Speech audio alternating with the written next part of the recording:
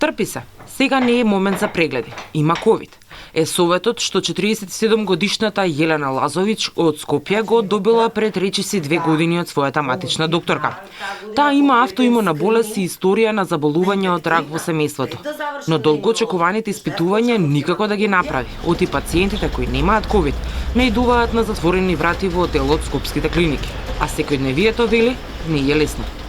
Проблемите се тоа брзо замарање, значи автоматските прави нефункционален, значи ти за да симнеш од жица алишта и само да ги наредиш во корпа и да треба да правиш пауза да се одмориш, сигурно дека те успорува во најмал рак. Стравото од заразување и тоа што клиниките беа претворени во ковид центри оставија многу пациенти во изминативе 2 пандемиски години без соодветна здравствена нега.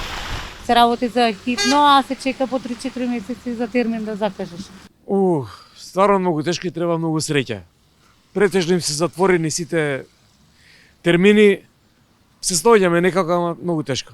Да, имаше проблем со ургентен, ама преку имам контакт со докторката. Рече да дојдеме, се јавивме дека сме дојдени и не прими веднаш. Матичните лекари велат дека последниве 2 години им биле најтешки за работа досега. Еден проблем ни беа уплашените пациенти кои во 3 пополноќ звонеа стравувајќи дека имаат коронавирус. Втор проблем ни беше затворениот здравствен систем. Немавме каде да ги упатиме пациентите со други болести, вели докторката Лилија Чолакова-Дервишова. Луѓето кои што имаше потреба да отидат да проверат нели како им работи пейсмејкерот не може да стасаат до кардиолог. Луѓето кои што имаат проблеми не можат по 15 дена да отидат по надвор, значи не може да стасаат до гастролог, заради тоа што дел од докторите беа повлечени во ковид центри. 6 месеци не можевме да најдеме термин до уролог да пратиме човек. Во пандемиската 2020 година се забележени речиси 1000 помалку откриени случаи на рак во однос на 2019. Матичните велат дека нивното искуство во амбуланта покажува оти тој број е далеку поголем. Карциномот на дојка и карциномот на дебело црево некако предначат еве во однос на моите статистики во амбуланта, во зависност нели колку пациенти. Имаше на почетокот и пациенти со карцином на белодробие, заради тоа што плашејќи се од короната, 6 месеци ниту се прегледале и почувствувале, они за 6 месеци се наполниле метастази и завршија фатално. Специјалистите кои и овие 2 години без престан работеа, предупредуваат дека по завршувањето на пандемијата со COVID-19 во земјава не очекува пандемија со малигни заболувања. Проблемот е во кој стадиум ќе стигнат, во која состојба ќе стигнат.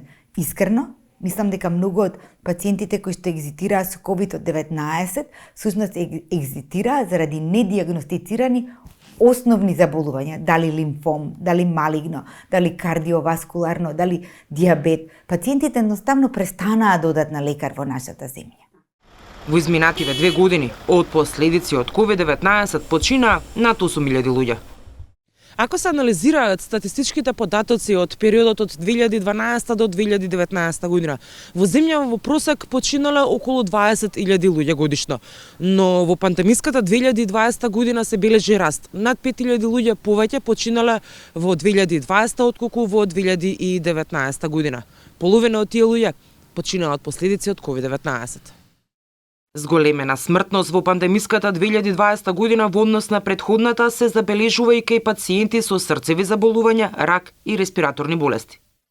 Родителите на Лазович починаа од рак. Тоа ја става неа во група на луѓе со висок ризик фактор за заболување од рак. Затоа редовно треба да прави превентивни прегледи. Но поради пандемијата никој не ја повикал на скрининг. Ако превенцијата е наша обврска на пациентите, каде е навремената детекција кој треба да ни ја пружи? Што е со тие што немаат пари приватно да одат и да превенираат одредени болести за кои што имаат потенцијал? Решението за матичните лекари е здравствениот систем повторно да се отвори целосно за прием на пациенти. Додека специјалистите пак велат пациентите треба почесто да доаѓаат на прегледи и контроли. Лазович се надава дека напролет, кога е погодно време за испитување за незината болест, ќе може да ги заврши конечно долгоочекуваните испитувања.